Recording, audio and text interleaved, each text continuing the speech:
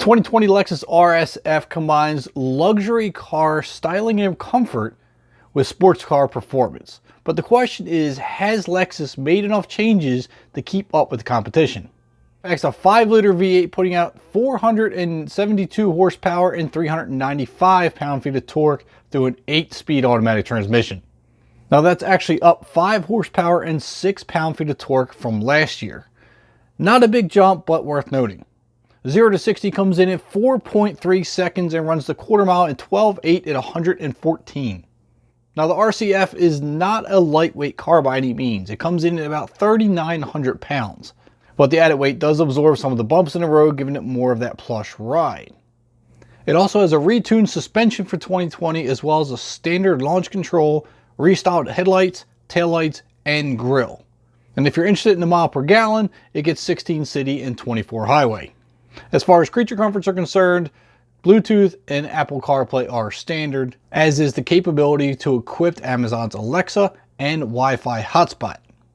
The infotainment gets a 7-inch screen with a 10.3-inch screen available as an option. Forward collision warning with pedestrian detection is also standard, as is adaptive cruise control, lane departure warning with lane keep assist, and blind spot monitoring and rear cross traffic alert. Now the interior is where it's a bit of a mixed bag for me. It is nice and comfortable and plush and looks nice, but it also looks a little dated. It's basically been the same for at least 5 years, I think. So this is where I feel some changes are needed. My favorite part about the interior though is the gauge cluster. It has a very cool, very unique gauge cluster.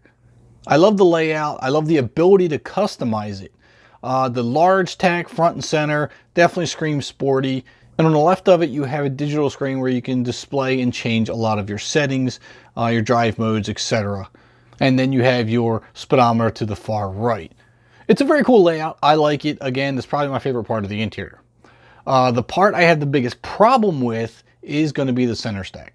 It has a lot of hard squared off lines and it just feels very dated.